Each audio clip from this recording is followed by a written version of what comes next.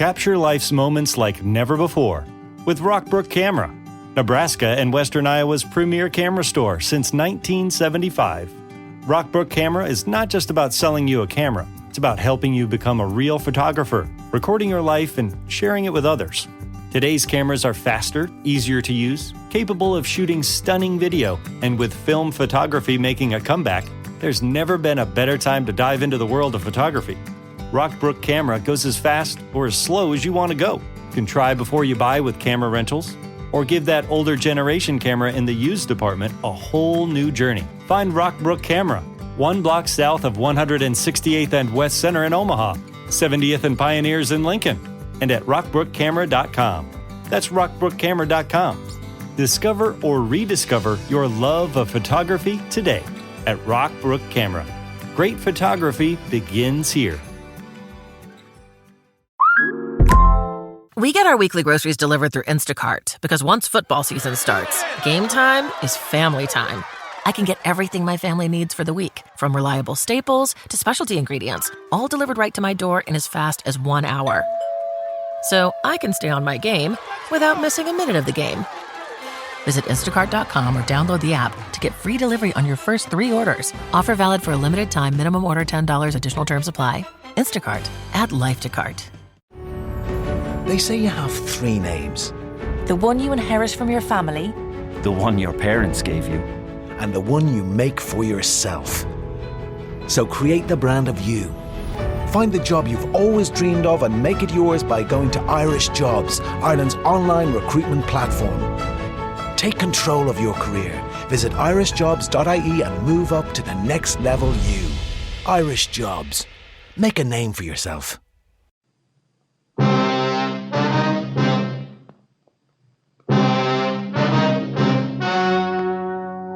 The story you're about to hear is true.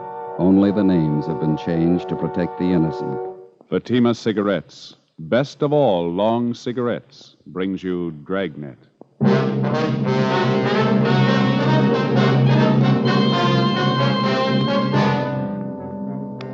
You're a detective sergeant.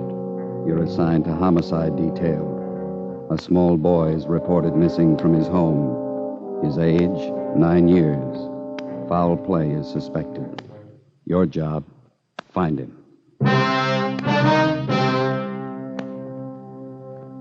You'll be amazed when you compare Fatima with other long cigarettes. You'll find they now cost the same. Difference is quality. You see, Fatima is the quality king-size cigarette because it contains the finest Turkish and domestic tobaccos superbly blended. And Fatima is extra mild, with a much different, much better flavor and aroma than any other long cigarette. So try comparing Fatima yourself. Fatimas now cost the same as other long cigarettes, but your first puff will tell you...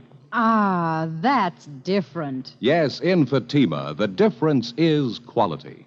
Ask your dealer for Fatima, the quality king-size cigarette. Best of all long cigarettes. Start enjoying Fatima tomorrow.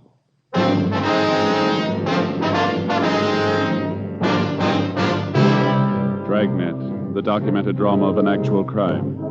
For the next 30 minutes, in cooperation with the Los Angeles Police Department, you will travel step by step on the side of the law through an actual case transcribed from official police files. From beginning to end, from crime to punishment, Dragnet is the story of your police force in action. It was Thursday, December 22nd. It was cold in Los Angeles. We were working the night watch out of homicide. My partner's Ben Romero. The boss is Thad Brown, chief of detectives. My name's Friday. I was on the way into work, and it was 3:55 p.m. when I got to room 42. Homicide. Hi, Joe. Ben? Well, here's the file on the Webster case. Have all the follow-ups been made? Yeah. I'll get it. Homicide, Friday. This Levinson unit, 113J. Got something for you. Yeah, Harry, what's doing? Doherty and I are out here on Collis Avenue, 4656, trying to track down a 9-year-old boy. Yeah, what's the story? The kid's missing, suspicion of foul play. How long's he been gone? About 2 hours. Looks like a job for homicide. How'd he figure? The kid was last seen playing in the backyard of his home. Yeah? We checked over the yard. Did you find anything? Bloodstains, lots of them. They look new. Ben and I left a message for Chief of Detectives Thad Brown. Then we went over to the crime lab, picked up Lieutenant Lee Jones, and drove out the Arroyo Seco freeway to Collis Avenue. It was an average neighborhood. Number 4656 was a one-story green stucco residence situated on the corner of Collis Avenue and Harrison Drive. Beyond the backyard was a tract of undeveloped land covered with scrub oak. Harry Levinson from Highland Park Juvenile was waiting for us in front of the house. It's back this way, fellas. Coming, Lee. Till I get my bag. Who notified you that the boy was missing, Harry? The mother said she went out to do some Christmas shopping about 11 this morning, left the boy home. Mm-hmm. She came back about 2 this afternoon. He was gone. What's the name? Johnstone. The kid's name is Stanley, 9 years old. Mm-hmm. Was this gate open like this when you got here? Yeah, I haven't touched the thing. Here are the stains over here, Lieutenant Jones, along the edge of the walk. See? Yeah. Let me see. Yeah, quite a few stains, huh? Yeah. Looks like it might be blood. Try some benzodine on them.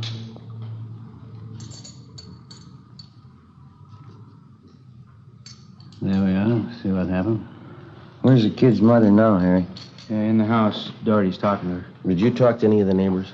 People next door, the ones on this side. They couldn't tell us anything. There it is, fellas. Yeah, Lee. These spots I covered with benzodine, they're turning blue. Bloodstains, all right. Can't say definitely whether it's human or animal blood. Mm-hmm. Did you have to go back to the lab to run it through? Yeah, biological precipitant test. Hand me one of those glass files from my bag, will you? Yeah, sure. Okay, here you go. Thanks. Scrape some flakes off for a test. There we are. How soon can you tap the blood for us, Lee? Precipitant test won't run more than 20 minutes. It'll take 3 or 4 hours to run a blood grouping, though. That's it. Anything else you want to check? Levinson? Anything else? Oh, yeah. Right here in my handkerchief. Empty shell. That marker over there by the rose bush? That's where I found it. From a .22, huh? Yeah, might tie in, might not. Mark it and dump it in this envelope, will you? Mm-hmm. There you go. There you go. Did you get out a missing broadcast on the boy, Harry? Doherty did about a half an hour ago. Here's a description here. Oh, thank you. Will Mother know about the bloodstains? No, we didn't tell her. She's worried enough already. And she has no idea what might have happened to her boy, huh? No more than we do. She checked all her friends and relatives. We're covering the neighborhood. No trace so far. Not much to go on. Bloodstains. Empty cartridge. Yeah, it could mean 100 things. Any ideas, Friday? Just one, and I don't like it.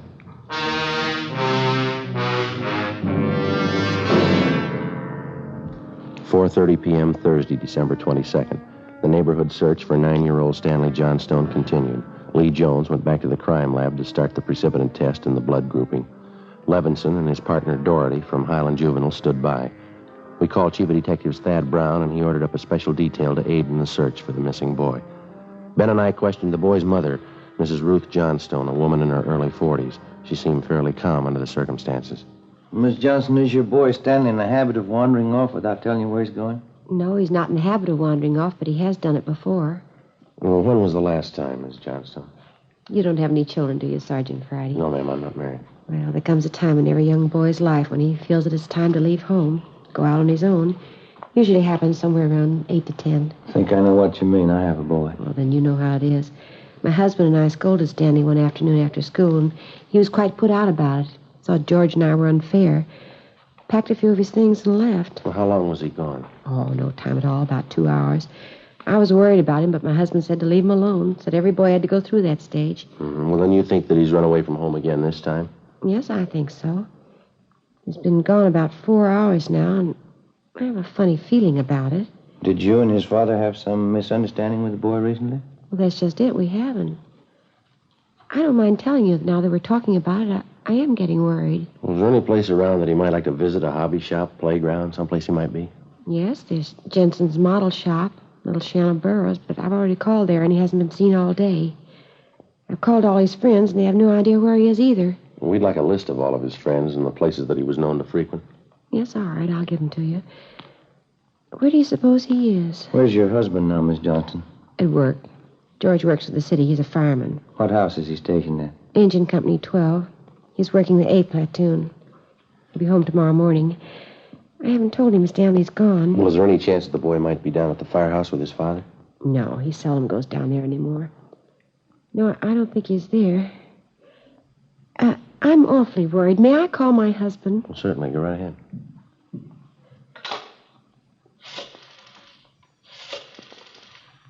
I know George will be worried.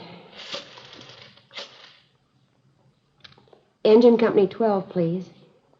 Stanley's been gone too long. Hello? May I please speak with George Johnstone? This is Mrs. Johnstone. Thank you. Oh, I hate to call George at his work. Yes, ma'am. Does your husband own a gun? Yes, he does. What caliber, do you know? What's a .45 automatic? He got a knife. George? This is Ruth. George, is Stanley down there with you by any chance? Oh.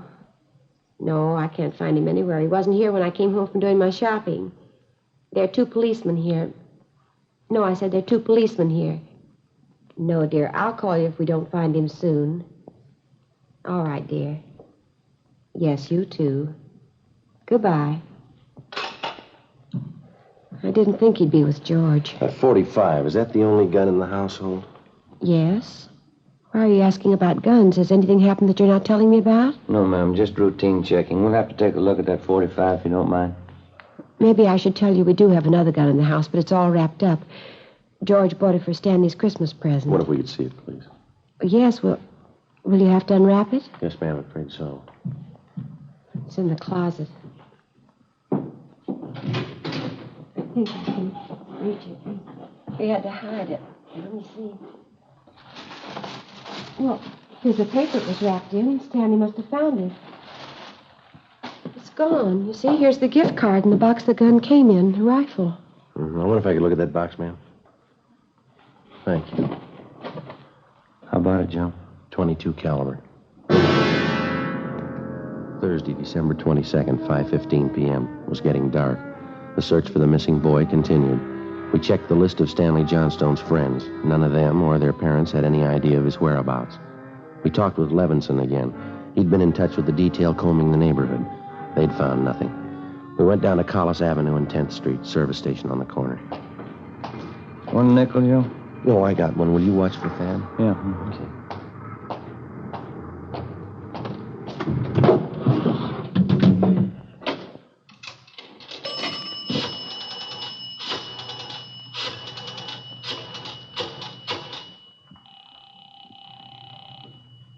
City Hall? 2667, please. 2667? Crime Lab, Jones. Hi, Lee. Joe Friday. Yeah, Joe. Any sign of the Johnson kid? No, not yet. How are you coming? Finished the precipitant test. It's human blood. Yeah? Working on the blood group now. Do you know what type the Johnson boy has? Well, I didn't want to upset his mother.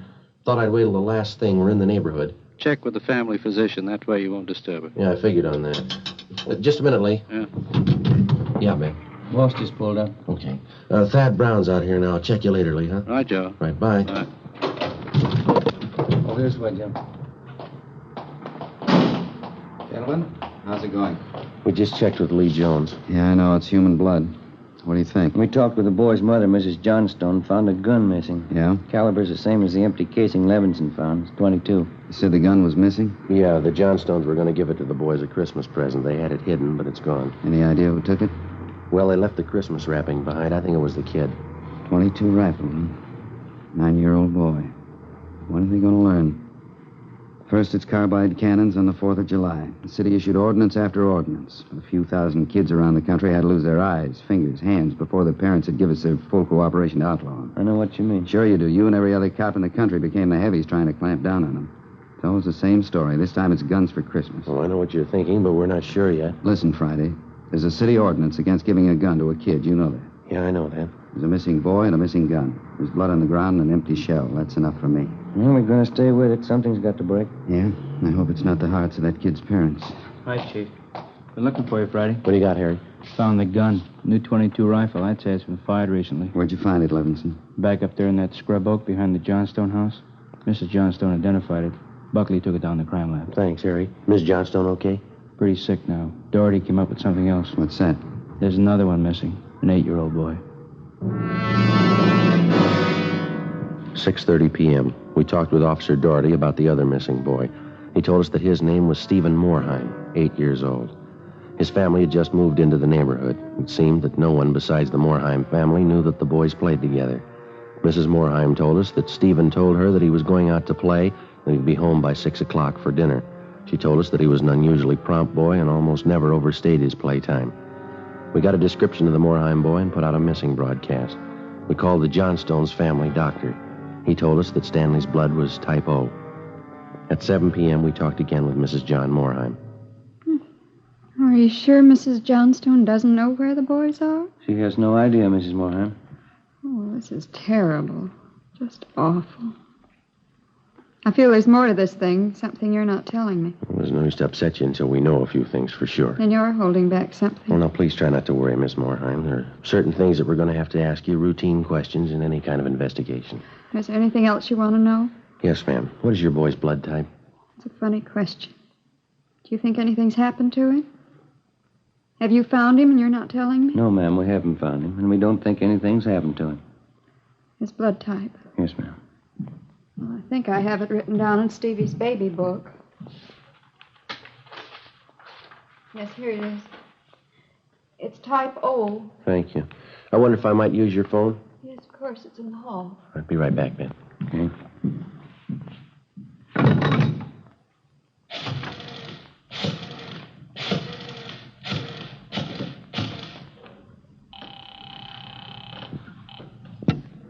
City Hall.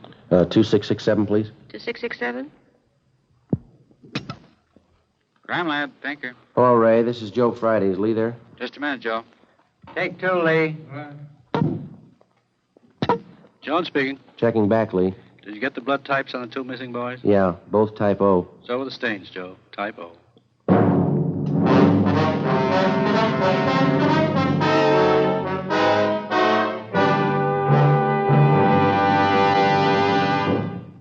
You are listening to Dragnet for the solution to an actual case from official police files. Now, here's a real solution to many of your Christmas shopping problems. If your friends smoke long cigarettes, give the best of long cigarettes. Give king-size Fatima. You see, Fatimas now cost the same as other long cigarettes, but in Fatima, the difference is quality. Quality of tobaccos. The finest Turkish and domestic varieties, extra mild and superbly blended, to give smokers a much different, much better flavor and aroma than any other long cigarette. Quality of manufacture. Smooth, plump cigarettes, rolled in the finest paper money can buy. Quality. Even to the appearance of the distinctive royal blue Fatima gift carton. Christmas wrapped and carefully sealed to ensure Fatima's rich, fresh, extra mild flavor. Remember, Fatimas now cost the same as other long cigarettes. But in Fatima, the difference is quality. So this Christmas, give your friends the best. Give Fatima, the quality king-size cigarette. Best of all long cigarettes.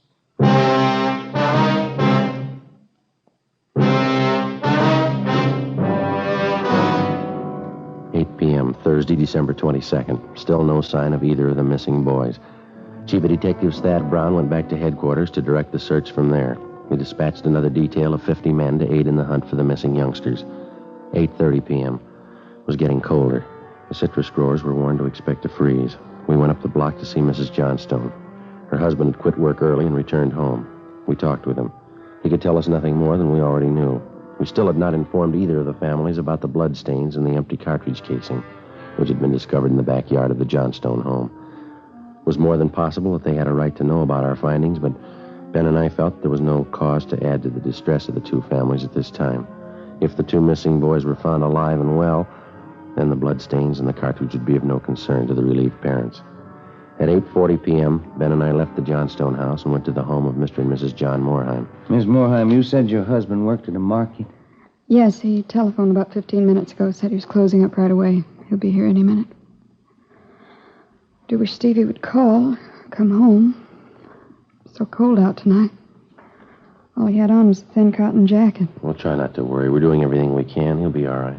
Stevie's father's such a sensitive man. He and the boy are so close. I know he's terribly upset. Now, you're sure there's no place that you might have forgotten, someplace where the boy might be? No place.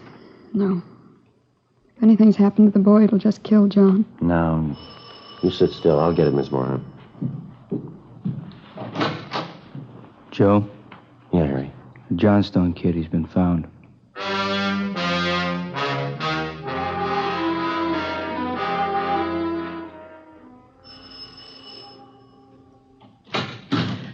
He's home, Sergeant. He's come home. Thank God he's all right.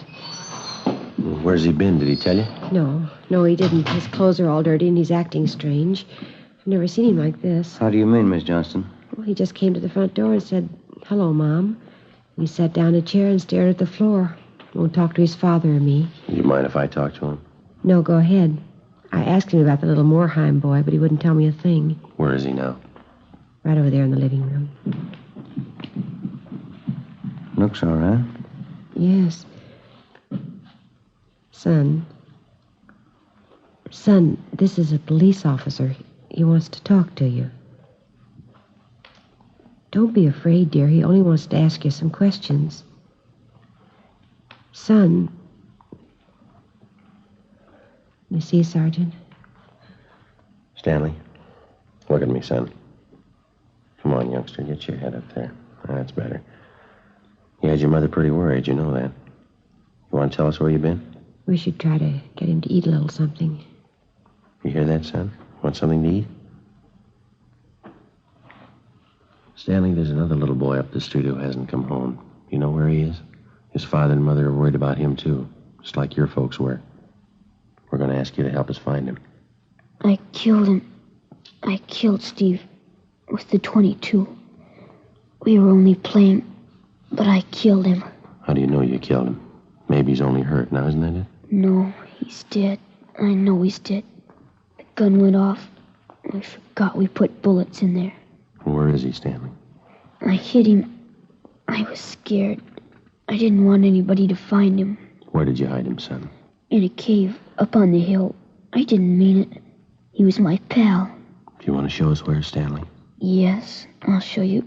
Please, don't send me to jail.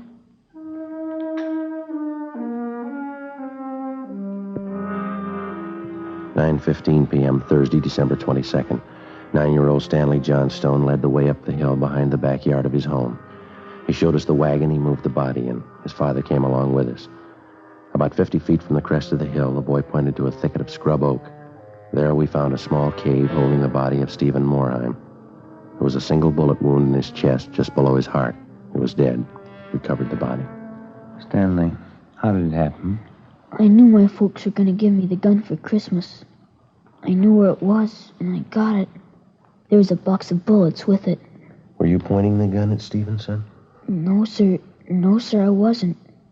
It was Steve's turn to play with it. I was chasing him. He tripped over that stump there, and he fell. The gun hit him in the stomach, and it went off. Well, why do you think you killed him if you're telling us the truth? I'm telling the truth. Honest, that's the truth. Well, I believe you, son, but why do you think you killed him? It was my gun. Stevie'd still be alive if I didn't go and get it. He should have waited till Christmas. It's all my fault. Well, where have you been all this time? In the cave with Steve. Well, what were you doing in there, son? I was praying. I was praying for God to make him alive again.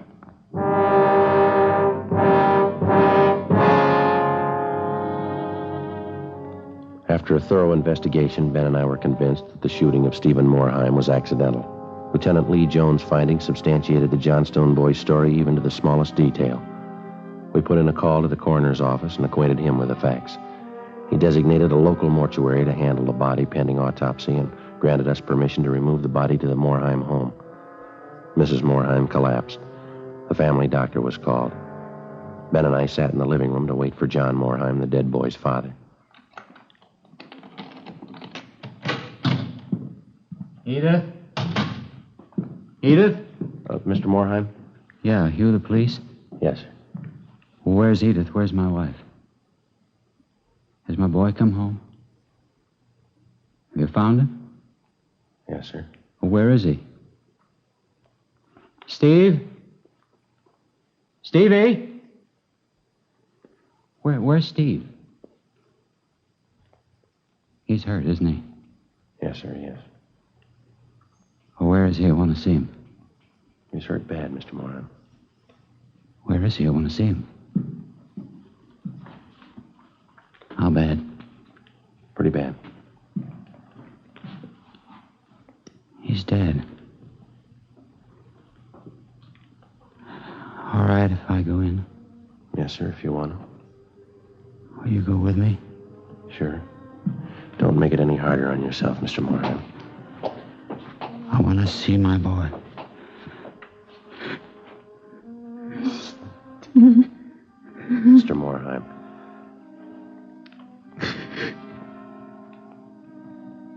Stephen. Listen to me, son. We got you a lot of nice things for Christmas. Everything you wanted. I got you the 3 new cars for the train. That one with a searchlight on it really works, son. I got you that new switch you wanted. A lot more track. Oh, now you can have a big layout. And you know that new baseball mitt we saw? I got it for you. The cowboy outfit you want. I got it. Mr. Morheim. Come on, you. What happened? It was an accident. He was playing with a Johnstone boy up the street. Playing with a gun. It went off. What was the other boy's name? Stanley Johnstone. It was an accident. Mr. Morheim, where are you going?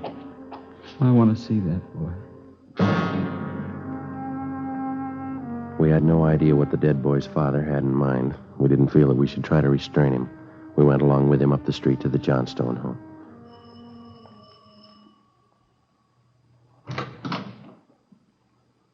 I'm Stevie's father. Where's your boy? I'm sorry. We bought the rifle. We were going to tell him not to use it unless his father was with him until he learned how to treat firearms. Where's your boy? Right here. Won't you come in? It's all right, Miss Johnstone.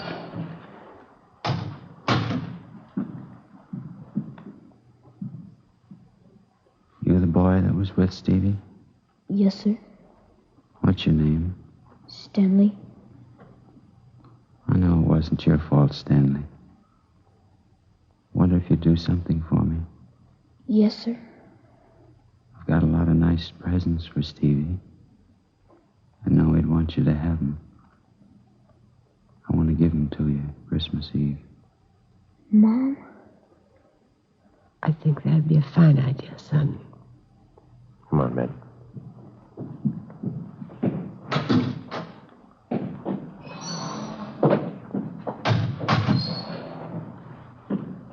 Well, what's it all prove, Joe? You don't give a kid a gun for Christmas.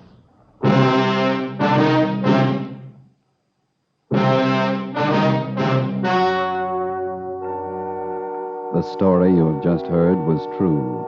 Only the names were changed to protect the innocent. On December 24th, 1948, a coroner's inquest was held in the county morgue, city and county of Los Angeles, state of California. In a moment, the results of that inquest.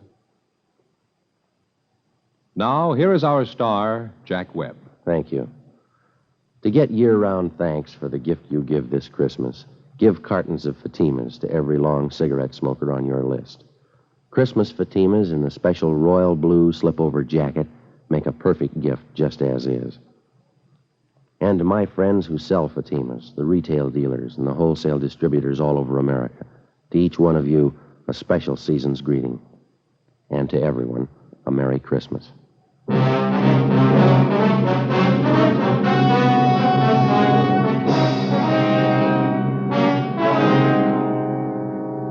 At the coroner's inquest, it was officially recorded that Stephen Morheim's death was the result of an accident. Stanley Johnstone was absolved of any legal responsibility for his friend's death.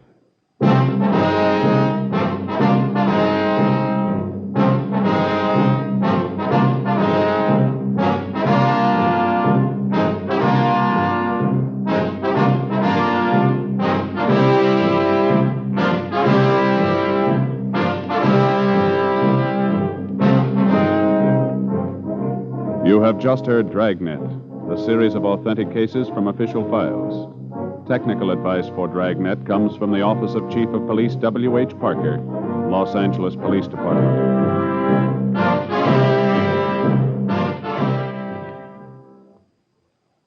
This is Bob Hope. Can we steal a second? Chesterfield, Chesterfield always wins first place. That milder, mild tobacco never leaves an aftertaste. So open a pack, give 'em a smell. Then you'll smoke 'em. Don't forget to give Crosby for Christmas. I mean the Chesterfield Christmas carton with Bing as Papa Santa Claus. See you Tuesday.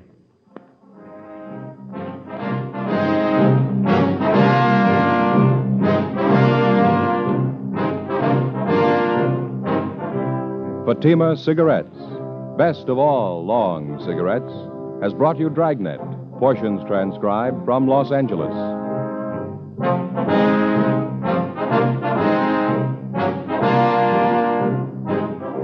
We the People is next with more Good Times on NBC.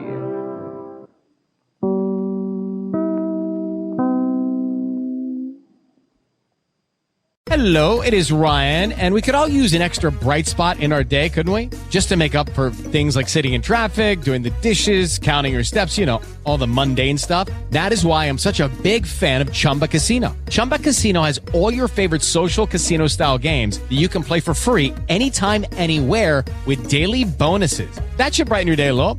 Actually, a lot. So sign up now at ChumbaCasino.com. That's ChumbaCasino.com. No purchase necessary. VGW Group. Void where prohibited by law. See terms and conditions. 18+.